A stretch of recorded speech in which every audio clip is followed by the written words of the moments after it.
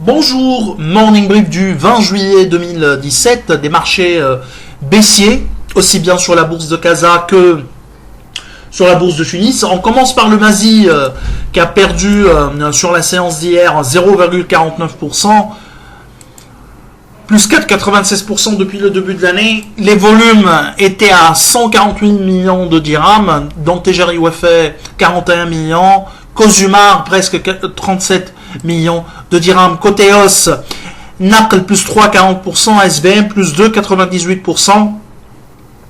Et on a la préférence pour SBM, hein, on le réitère encore une fois. HPS moins 5,33%, Cosumar moins 5,23%, HPS c'est une correction normale après une ascension fulgurante durant ces derniers mois.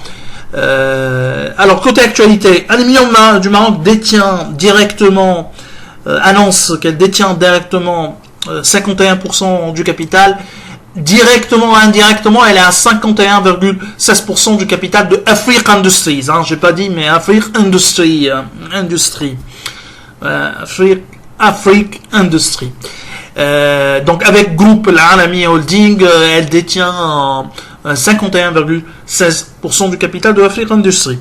Alors, autre actualité également, ou commentaire sur le rapport de Fitch Ratings sur les banques marocaines. En fait, Fitch Ratings a mis certains doutes sur la qualité des actifs des banques marocaines, et elle estime que elle annonce ou elle pense que l'agence de notation pense que les banques marocaines sous-estiment leurs créances en souffrance, et que elles ont une marge de fonds propres plutôt limitée, surtout avec une exposition de plus en plus importante sur les marchés, sur des pays et marchés risqués, avec une exposition aux dettes souveraines ayant une notation inférieure à la note souveraine du Maroc.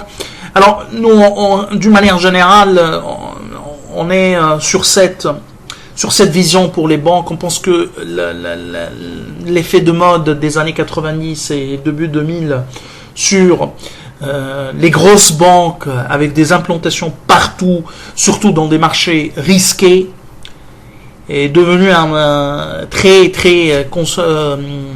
risqué, et c'est une stratégie sur le long terme qui comporte trop de risques, avec un métier qui est devenu de plus en plus réglementé et de plus en plus demandeur ou consommateur de fonds propres.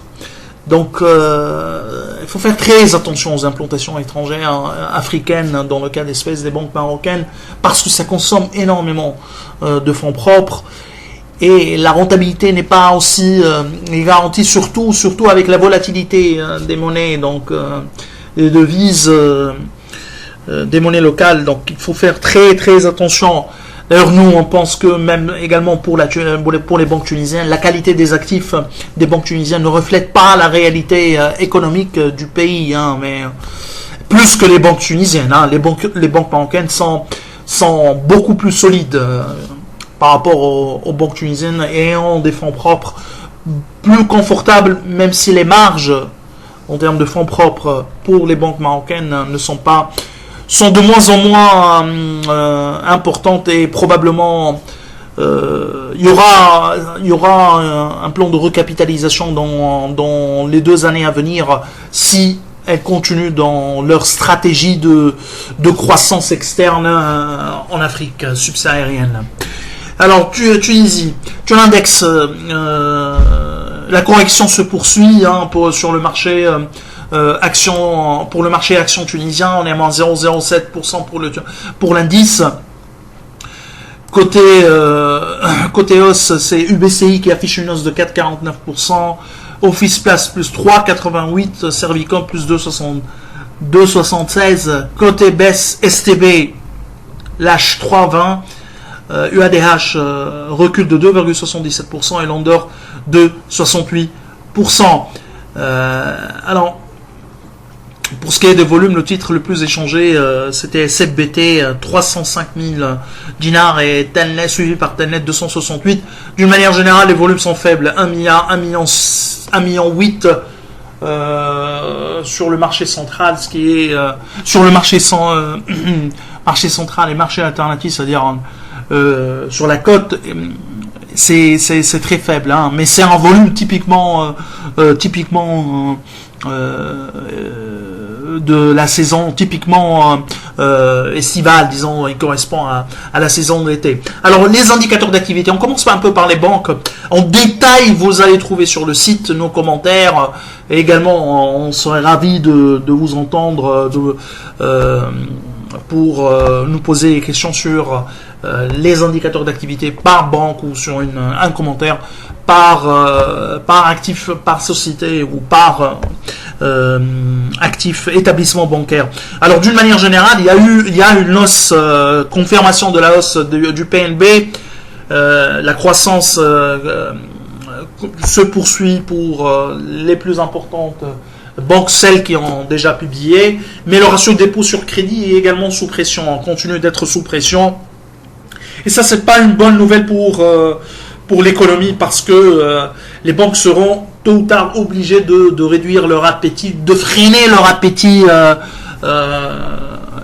envers le crédit. Donc, il faut faire très attention que par rapport à l'effet d'éviction sur l'économie, avec la poursuite de ces tensions sur poursuite de tensions sur la liquidité bancaire.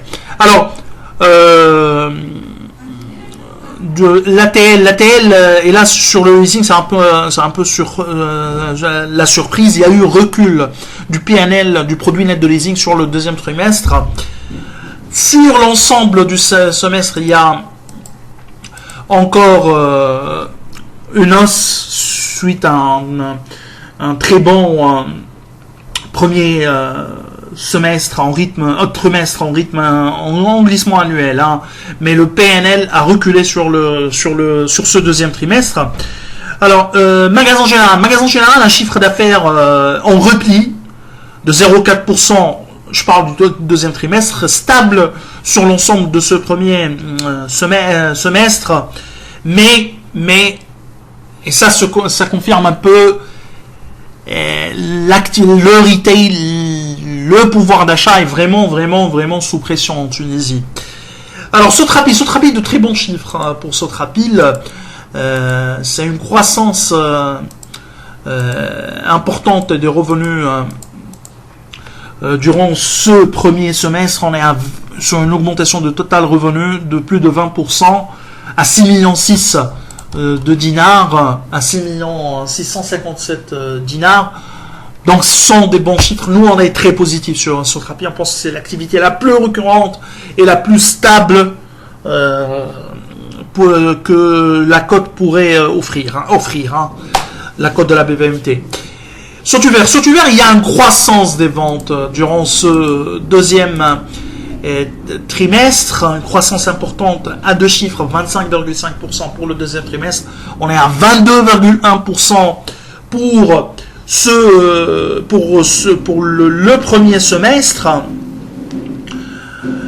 Et là, la croissance est tirée par l'activité locale. Et ça confirme un peu les difficultés de l'export, malgré un effet devise favorable. Alors, il y a également l'actualité qui concerne Tijari Leasing. Tijari Leasing, attribution d'actions gratuites, 3 actions nouvelles pour 17 anciennes, à partir du 21 juillet 2017. Alors, nous vous souhaitons une excellente journée. Au revoir, à demain.